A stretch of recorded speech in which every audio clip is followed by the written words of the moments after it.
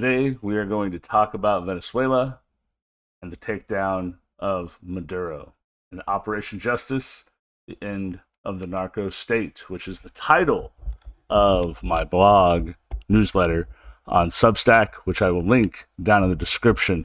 Please make sure you subscribe to this YouTube channel and to the blog. Thank you. Let's get started. I want to be perfectly clear before we get started. Okay? They said this could not be done, and by they, I mean mostly the left. Okay? They said this would be a quagmire, that it would be a war.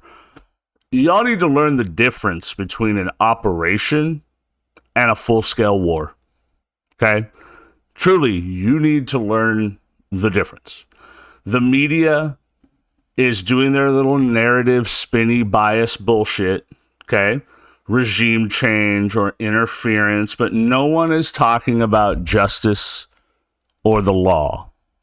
No one in the West is paying any attention to the people of Venezuela and the fact that they are excited and happy about this change and that they feel like they're getting their country back. This isn't about feelings. This isn't about political leanings anymore. It's about historical facts and how a narco dictator was finally brought to account. The same people that are pearl clutching, okay, were the same ones keeping the bounty on his head and even increasing his bounty for years. Facts are facts. President Biden, before he left office, upped the bounty on Maduro. The United States acted upon it. They tried to take out his boats. They did take out his boats and said, hey, knock this shit off. Stop moving drugs into the United States. We are going to take out your boats and take out your product and the people moving them. Stop doing it. Maduro said, no, come and get me. And we said, okay.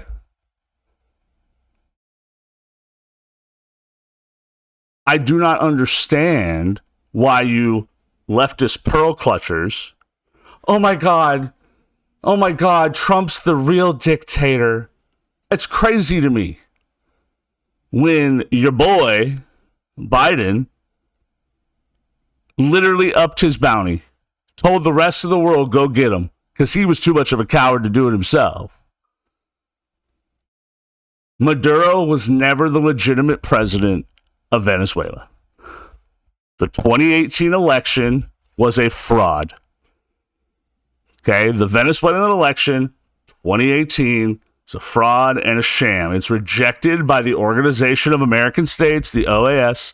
The European Union rejected the results, and the Lima Group.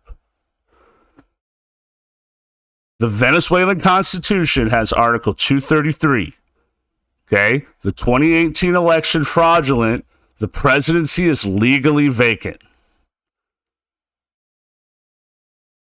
Under the law, the president of the National Assembly, Guaidó at the time, was the rightful interim leader. Maduro takes over with force via a coup. Over 50 countries recognize Maduro as a private citizen and a usurper, not a head of state. This is a legal distinction. A legal distinction. This takes away diplomatic immunity, extradition. He was not recognized as a head of state by 50 countries. Also, when your homies are China and Russia, yeah, I don't care. This was not a coup by the United States. This is called a takedown, an operation. March 2020, let's talk about the indictment. The U.S. Department of Justice sets up an indictment. Maduro is not just a politician. Okay? He's the alleged leader of the Cartel of the Suns. I would say it in Spanish, but I have a terrible accent and I don't speak Spanish or Venezuelan. The charges: narco-terrorism, corruption, drug trafficking. The United States didn't go after Maduro for being a socialist. They went after him for flooding the United States with cocaine and using the Venezuelan state as a criminal enterprise. Now, I know what a lot of people in the comments are going to say. Venezuela has a lot of oil. I agree with you. I do. As someone who fought in that war, I agree with you. But if we wanted that oil, it wouldn't have gone down like this. We would have said, hey, we're going to take that. Hey, we're going to put troops on the ground for 20 fucking years. Drain our own resources, drain yours. Try to set up our own style of government that your country has never had anything like. Venezuela's had democracy, where Iraq didn't. So, way different circumstances. The United States would have gone about this way different if we just wanted their oil. The State Department had offered a $15 million reward for Maduro. This is a law enforcement operation against a wanted fugitive.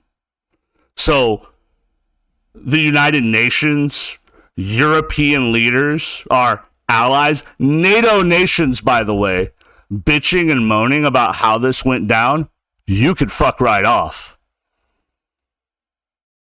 Because you were too coward to do anything about it. And you know what? We're glad you didn't, because that's our backyard. We need to clean up the mess that we helped create in South America. And this is step one.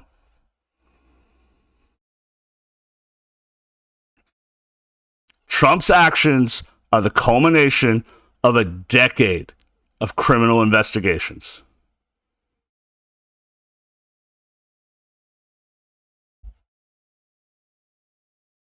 The Biden administration did not rescind the bounty.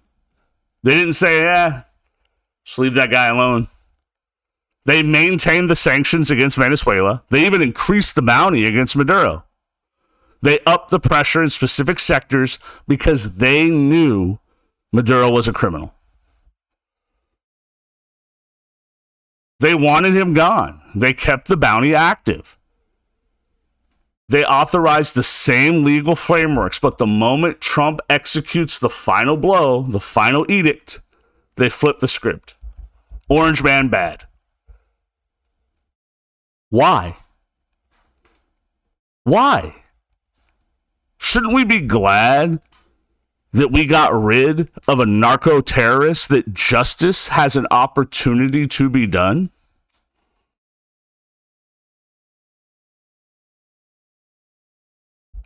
But I'll tell you why. Because this isn't about Venezuela to you people. It's not. It's not about Venezuela being a little bit freer today. It's not about Venezuela having an opportunity to reclaim their democracy. And we'll talk about that in a minute and how Trump has to be very careful with that. Okay?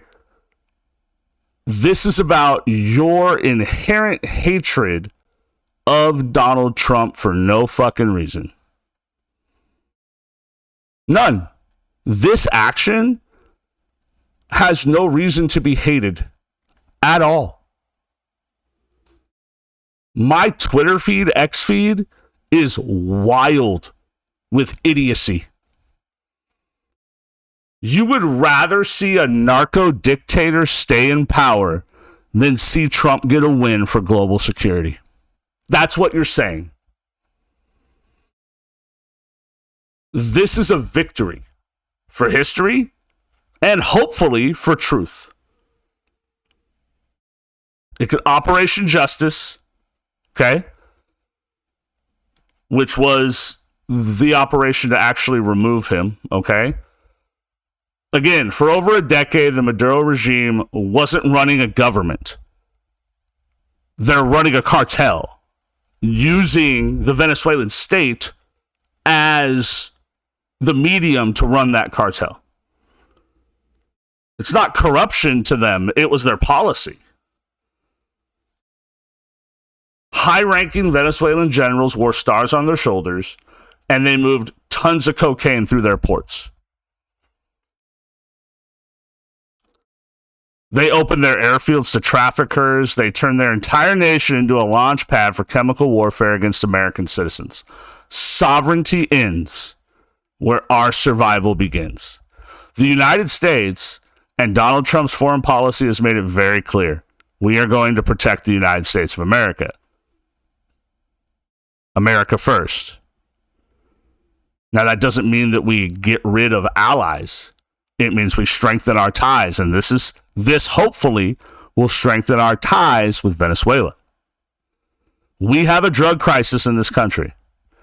It's killing over 100,000 people a year. That's a war. Those are war numbers. We have lost the war on drugs because we weren't fighting it. We were trying to legislate it.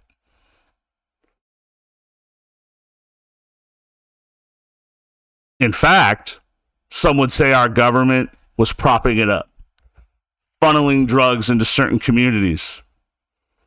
Right? The Trump administration finally decided that the polite diplomatic friction of not President Maduro, because he was not the president, was worth less than the lives of American teenagers. This did not happen overnight. I know that Trump could be rash sometimes and make quick decisions. This was not one of them. This is a culmination of months-long pressure campaign that most people ignored. You guys only turned on the fucking TV when we started blowing up boats. And when the Secretary of War, I still call it the Secretary of Defense because that's what it should be called in my opinion, started saying stupid shit. Or saying it in a way that you didn't like. It's the only time you turned on the TV. It's the only time you listened. The Department of Justice unsealed updated indictments, and the State Department raised the bounty on Maduro's head to $50 million last August. We designated the Cartel of the Suns as a foreign terrorist organization months ago, stripping away their political cover. You're not a country. You're a cartel. While the pundits talked, the U.S. military went to work in the Caribbean. For months, we've been engaged in an invisible war of sorts at sea. Our forces, as you know, struck dozens of boats, submersible vessels in international waters, cutting off the cartel's revenue stream and proving that we could touch them anywhere. Because they thought they were invincible. They thought the United States was too soft. Stop thinking that. President Trump gave them all an ultimatum. He gave Maduro an ultimatum. Knock it the fuck off. He offered an off-ramp that said, knock it off. And they didn't. In fact, Maduro went on TV and said, come and get me. Okay.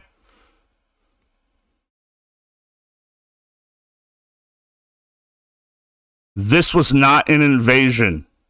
This is a precise raid.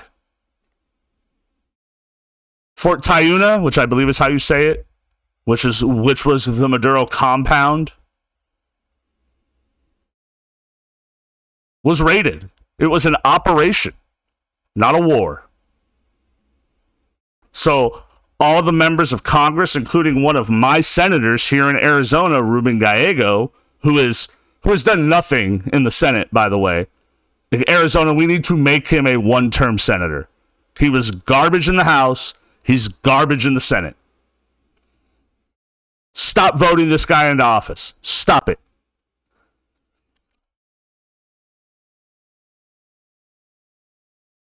This was a decapitation of a criminal enterprise that set a legal precedent. It sends a message that will ring in the ears of every tyrant and trafficker on the planet. You cannot poison America and sleep safely in your fucking palace. Not going to happen. And it shouldn't have been happening for decades. And that's on both Republicans and Democrats, because we allowed them to do so. We reserve the right to defend our people. If that means crossing a border to handcuff the man pulling the trigger, so be it. The kingpin is gone. He will be held accountable in a court of law. Now the real work of healing our nation, hopefully, has begun. But an even bigger work of Venezuela reclaiming its own nation can begin, and this is where I will be very critical of Donald Trump. We cannot make the same mistakes that we made in Iraq. We cannot force American-style democracy upon Venezuela. Venezuela needs to be for Venezuela.